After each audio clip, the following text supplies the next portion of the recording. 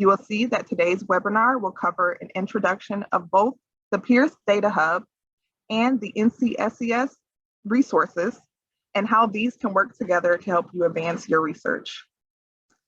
Now, I will switch over to the Pearce Data Hub website and share with you a few highlights of our resources.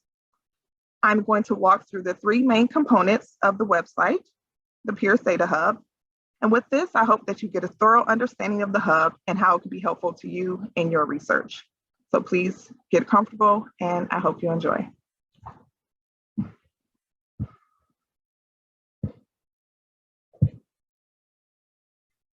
Okay. Again, my name is Amber Bryant, and I'm the project manager for the Pearce Data Hub. The Pearce Data Hub is an NSF-funded project in collaboration with the American Educational Research Association, AERA, and the University of Michigan's Inter-University Consortium for Political and Social Research, ICPSR. Those are a lot of names and acronyms, but don't worry, you can find everything you need to know about Pearce here on the About Us page of the website. But to start, let's go from the home page. On the home page, you will notice the navigation tabs at the top for Discover, Connect, Learn. These are the top three functionalities of our website. If you keep scrolling down, you'll see a rotating carousel that highlights some of the most recent and important events and information related to the hub.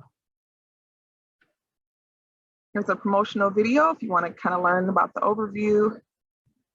More navigation buttons with an explanation for each functionality. And it concludes with events and news. Here you can always navigate to this section to find out about upcoming webinars and some deadlines for some really cool opportunities.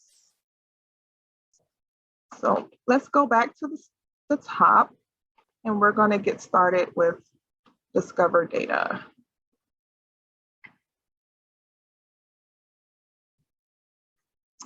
The Discover functionality is a very integral part of the website. It's one of the reasons why we got started with the Data Hub.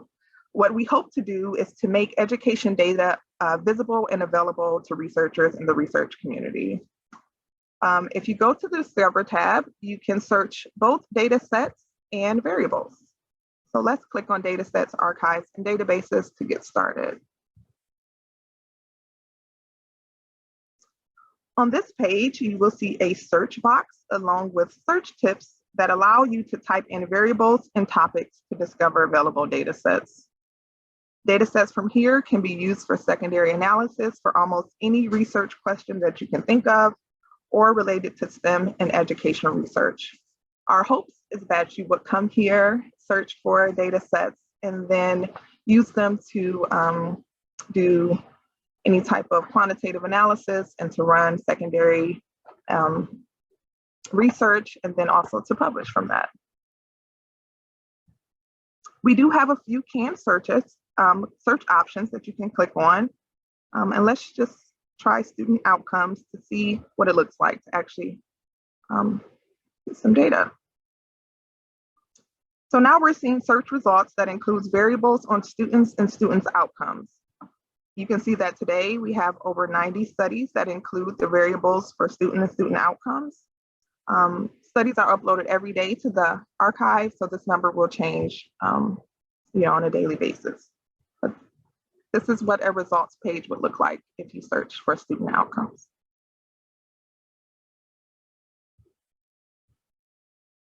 Now let's look at the search variables page.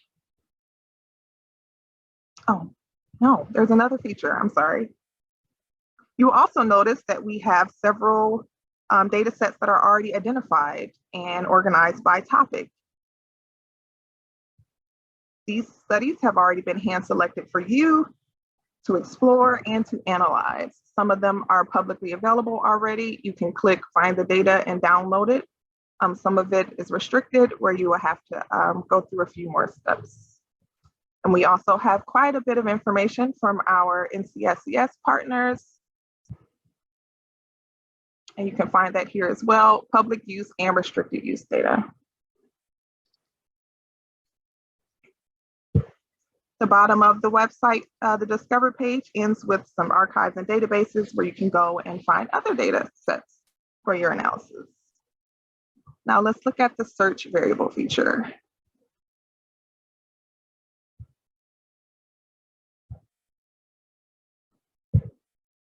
Similar to the last page, this page has a search bar at the top that allows you to search for studies by variable name.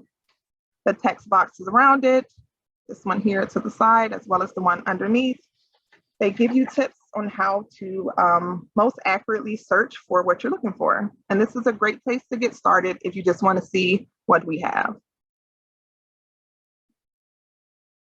Now let's look at the Connect feature. This page is designed for you to interact with the media and potentially other scholars like yourself. There are a list of podcasts that you can listen to, hosted by yours truly, by peers related to education research. There's the peers research pods. Anyone can start a research pod, and it's really just a small working group related to a single research topic, or even just a writing accountability group. Lastly, the Connect feature allows you to post a question to the peers discussion forum and to solicit responses from the community. This is also where our partnership with NCSES is most prominent. I will click here.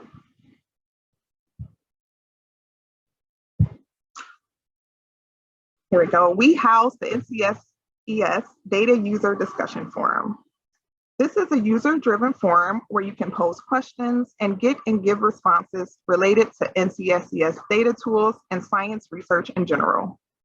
Daniel will talk a little more about this during his presentation, but you can see here, it's a pretty active community. Again, it is user-driven and it's by topic. You can click any of these and respond and post your own as well.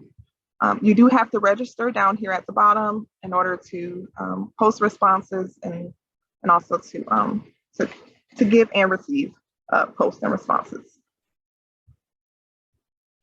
Lastly, let's look at the Learn function. This function features resources for professional development, research, and data management and stewardship. We also share the links to other NCS-funded institutes. The Professional Development and Webinars page outlines a table of past and upcoming peers webinars. Come here to find the links and material for past webinars, as well as registration links for upcoming webinars. And it looks like we had one a few weeks ago, so please come and visit this page.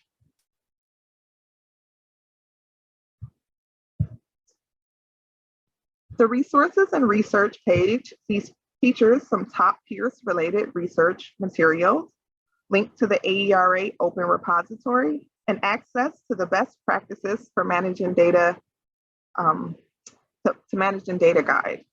This is a great electronic resource related to data and the data lifecycle, and that is unique to peers. So please come and download that and use that in your research as well. All of these things we have built and created to help support you through your research from conception to publication.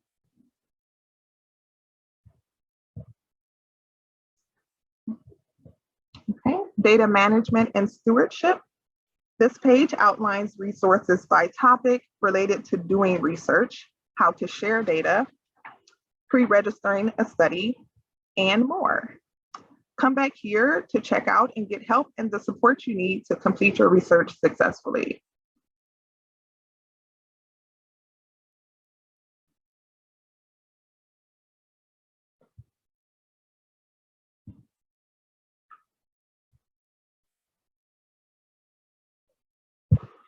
Okay, lastly, the NCS Beezer Institute links. This shares some links of other National Science Foundation institutes that may be of interest to you. They are similar to the Peers Data Hub that we have here. Feel free to come back and check out any of these in your spare time to see if you can also maybe gain a little bit more knowledge.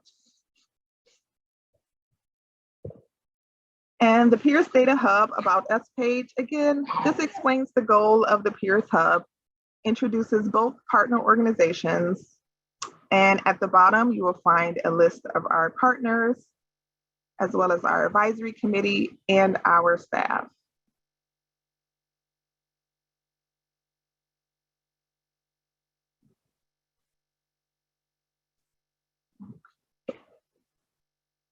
We hope that you would like to stay in touch with the Peers Data Hub. If so, you can visit the website and subscribe here at the bottom, and you will be included in our quarterly newsletter, as well as any advertisements for free webinars such as this and other opportunities from our partners. So I hope this presentation was able to provide you with a brief overview of what the Peers Data Hub has to offer, and I hope to see your name and email on our mailing list soon.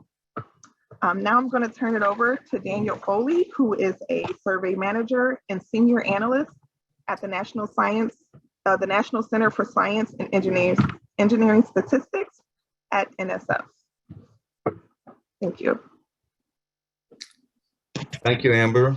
I appreciate the background materials here, and thank you all very much for the opportunity to come here and speak before the forum.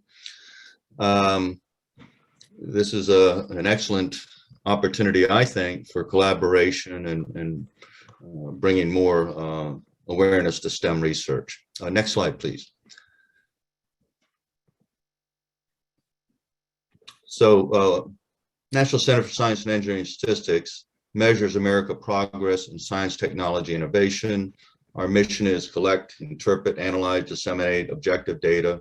It's policy relevant on the science and engineering enterprise.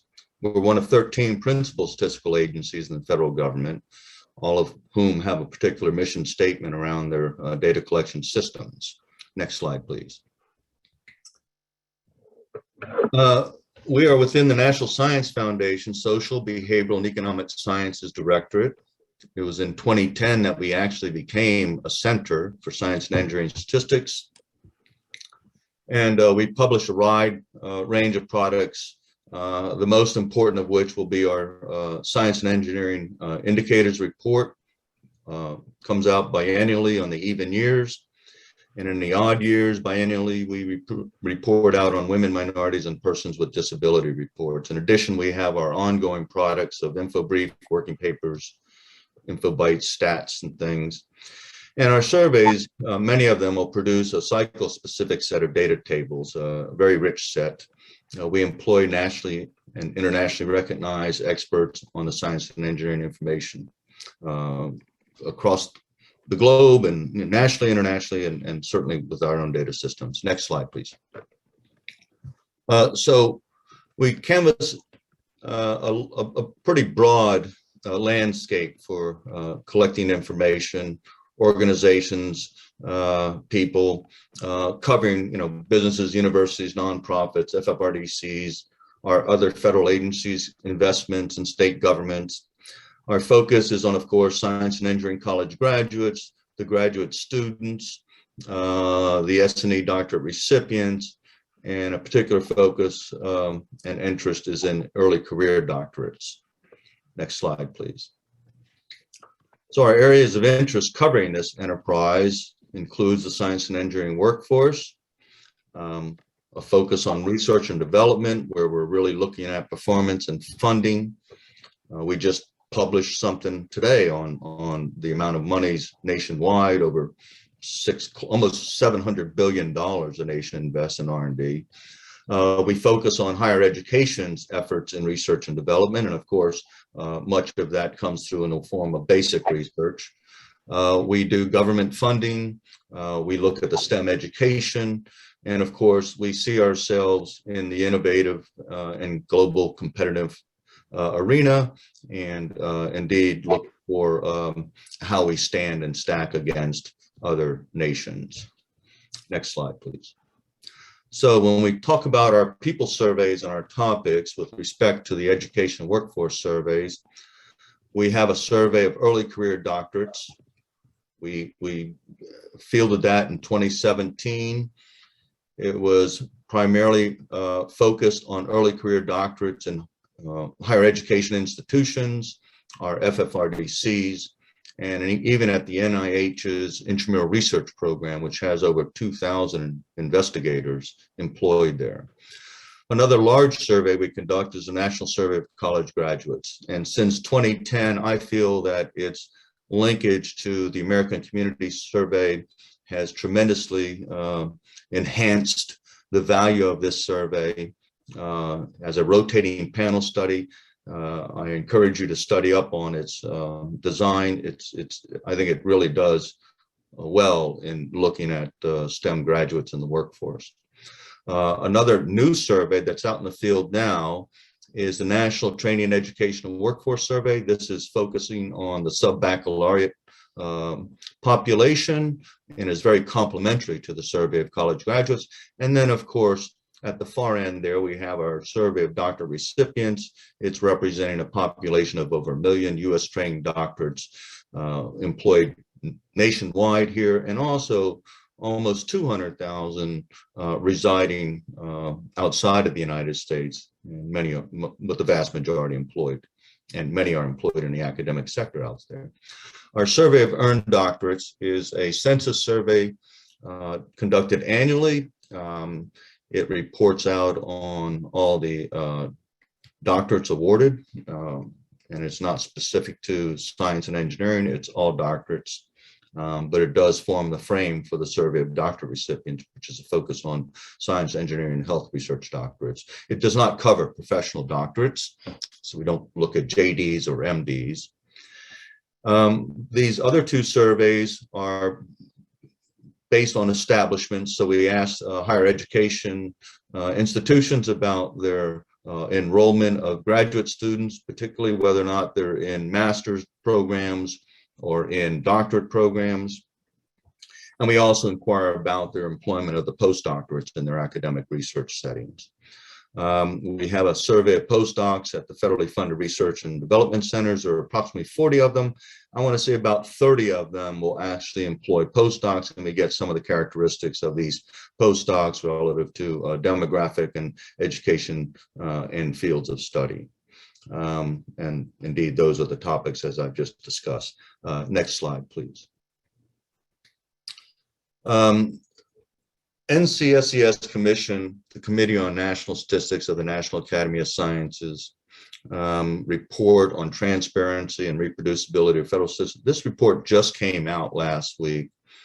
And one of the key recommendations that is sort of reflective of what we kind of understood in the interagency or consortium on statistical policy. And the interagency consortium on statistical policy is all the heads of these 13 federal statistical agencies coming together and addressing their standards, policies, shortcomings, and things to that effect. And of course, the CNStat report was reinforcing much of what we understood as a need for improvements in transparency, accountability, building public trust behind our data systems, and of course, granting more access and encouraging collaboration. Next slide, please.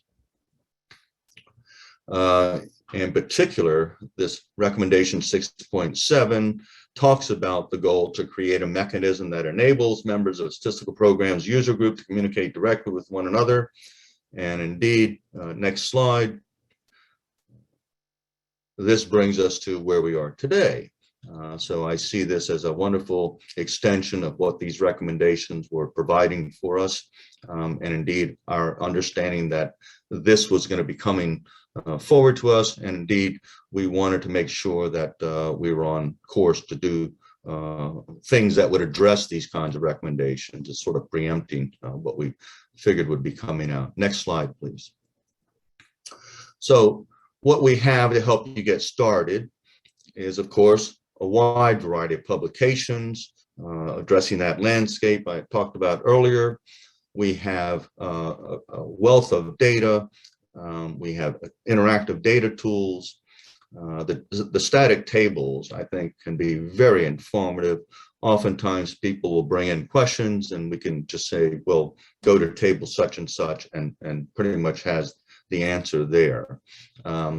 We do have our outreach to social media as well through NSTATS and Twitter. The Twitter is really a reflection of what we're doing with our little tidbits of NSTATS, as we call them. Next slide, please. As you can see, we have a variety of reports. We're really looking to improve, as many of the federal statistical agencies are, with data visualizations.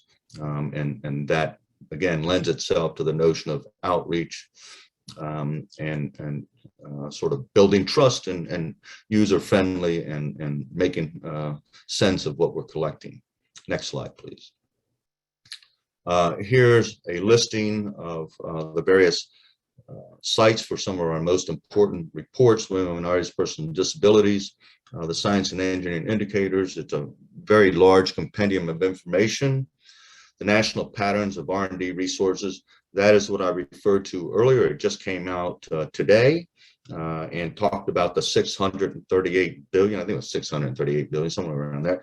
And for next year, an estimated over $700 billion nationwide from all sources being invested in the R&D enterprise for this nation, and how that compares as a GDP piece to other global economies. The most recent tables by our surveys are listed at that website here. Next slide, please. We have a data tool, public facing, where you can explore our data. It's loaded in with our public use data. You can build custom tables, visualize your data. You can look at the trends to the extent that these databases have multiple years. And I think this is a very useful tool for the peers forum group to work with and get an understanding of what we have to offer and what are the questions we can answer with our data. Next slide, please. I wanted to highlight this annual report that comes out of our survey of earned doctorates. We produced this around the time of December. And we try to align it around the Council of Graduate Schools annual conference. This survey will focus on doctoral education and those, in terms of their receiving their doctorate. And again, it's all fields, what their funding was like and their prior degree history in getting through the programs, post-graduation commitments with respect to employment, and a focus on the demographic characteristics comes through in this report. And the report also has special focus areas each year. This past year was on temporary visa holders and their work plans. Previous to that, it was the education history pathways, and part of that, education debt. Next slide, please. Behind the survey of earned doctorates is its own restricted data analysis system, or RDAS tool, as we call it. This survey does not have a public use file. And in many ways, we think of this tool as giving you access to sort of the restricted data, in a sense that when you use the tool and you're looking at cross-tabulated information, you can drill down pretty deep, but you get to a point where we say we don't have enough information, or the little information in these cross-tabulated cells tells us we're going to suppress this and not lend it out. But this is a very valuable tool. To me, it allows that SED data to be fully exploited by the user community. Next slide, please. So you can follow us on Twitter. It's interesting to see all the little tidbits of information that comes out and piques people's interest in that. And it's chock full of information. Next slide, please. And so in closing, we are indeed here to help. We hope your colleagues are too. Here's some contact information for us. And of course, there is strength in numbers, but organizing these numbers is one of the great challenges. And John Mather is the sayer of that. I will say I have my own little quip about statistics as a statistician, which is to say, know the numbers and the numbers will set you free. Thank you all very much.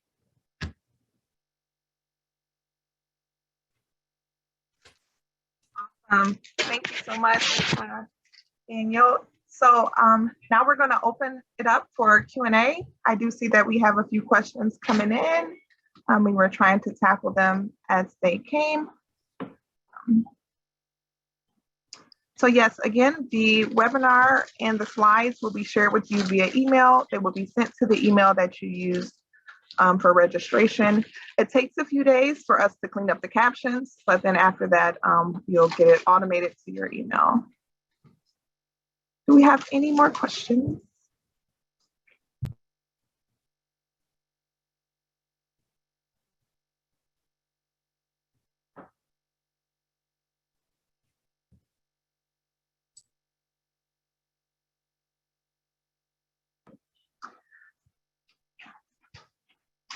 Thank you all so much again for attending. I would like to share with you the Peers Forum, the NCSES Peers Forum link, as well as my email address if you'd like to get in touch with me if you have any questions that come to mind after. You can also use the email address that was shared through the Zoom link.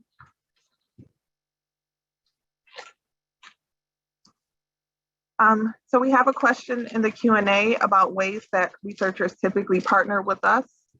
Some of the things that we do with others is host these webinars to promote different resources at different organizations. We also do podcasts and book talks with different researchers that would like to maybe highlight a recent book or talk about some data or a recent publication. We do those as well. And we host Peers Pods if you wanted to start a writing group or a research group on a certain topic. We have those as well.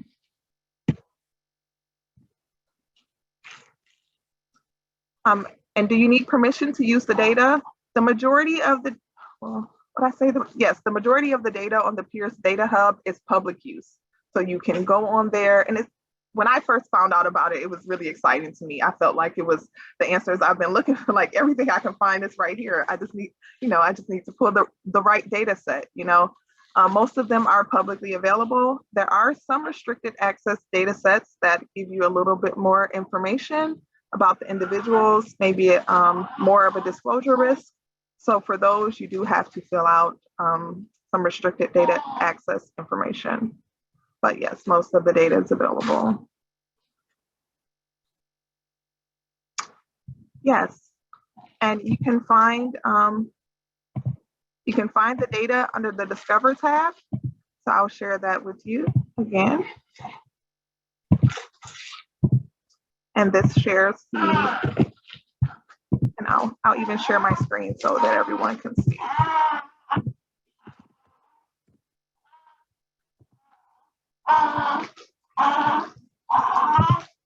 Okay, let me see here. Share my screen. Yeah, so here are the data sets that I was referring to, where most of them are publicly available. And this is a list. It's not exhaustive, but it's a list by topic. All of these are not housed at ICPSR. The ones with the black arrow, they're going to take you off to another website, but the rest are housed through ICPSR.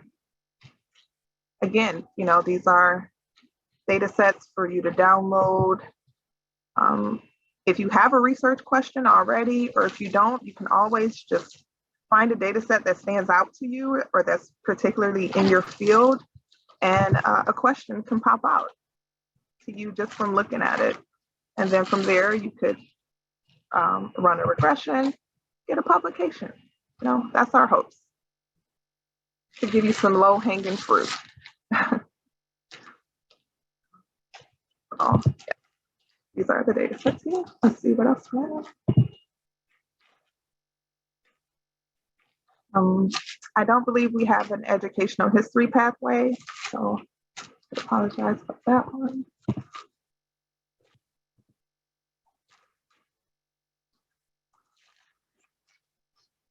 Are there tools introducing students to the field of research?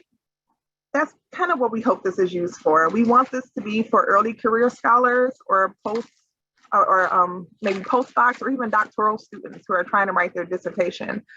Sometimes we think that novelty and finding your own research or going out there and grabbing it is the only way, when there's plenty of data sets that they can use here to answer their research questions and to kind of start that publication record. So I think that the entire platform, it's probably good for students. And I would personally suggest the Learn resources. Most of these resources are directly geared towards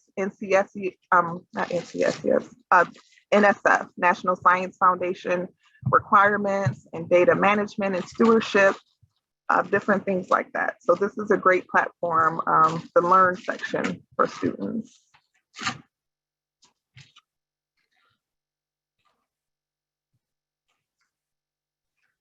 I'm not sure about the neurodiversity for graduates. I don't think we have any data like that comes to mind. Data stewardship is kind of like when you have data, the way you store it on your computer, the way you share it with others online, the way you protect it out in the world as you're using it or as other people use it, just taking that responsibility of how the data is being managed, interpreted, and used. It's kind of what we mean when we say data stewardship.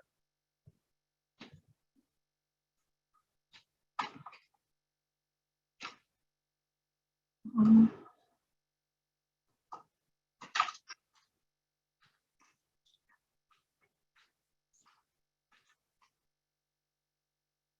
not sure about the NCSES publication list. Does someone know about that one? Yes, we do have a full listing of publications on our website. And in fact, you may see that some of them have been migrated into an archive, but they easily call up.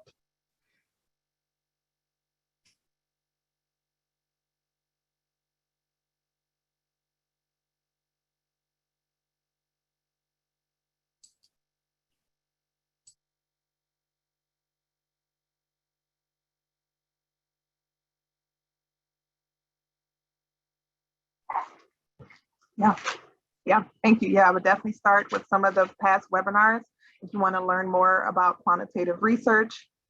We do in our archives on the Discover page, we do list some qualitative archives and databases.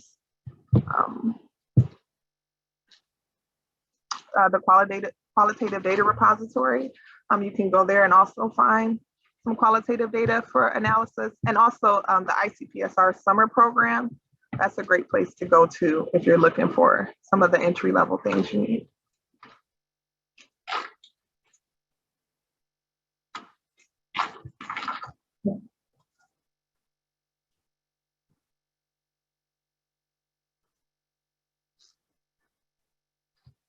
Yes. So some of the questions that are kind of specific to the website, please email me directly and I can help you with that. Some of the slates data, I heard someone mention, some of that is restricted, some of it is not. So you can look and see which side is restricted and which side isn't. So these are open from the Department of Education, and these, I believe, are the restricted ones. Okay.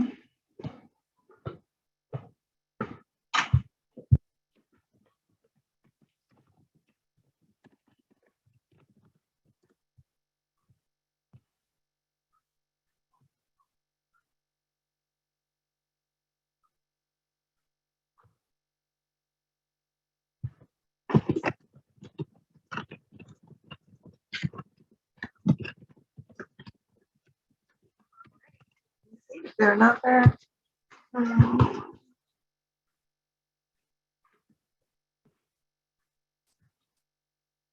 Yes, Mr. Stratton, that is, yeah, that's one thing that we're working on. We want to build in that API infrastructure into the Peers Hub so that it can directly, populate outside data sets, but we are just not at that point yet with our capabilities on the website, but that is something that we would like as well. Sorry about that. Sorry.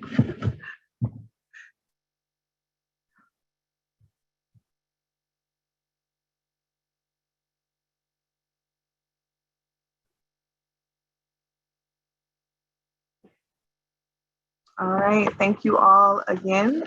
Feel free to shoot me an email if you have any questions. I'm here. I love to talk about the hub, and I look forward to connecting with you all. Don't forget to subscribe, and I appreciate you coming today. Look out for that email. You will get the link to the recording. I'm glad it was helpful. Bye.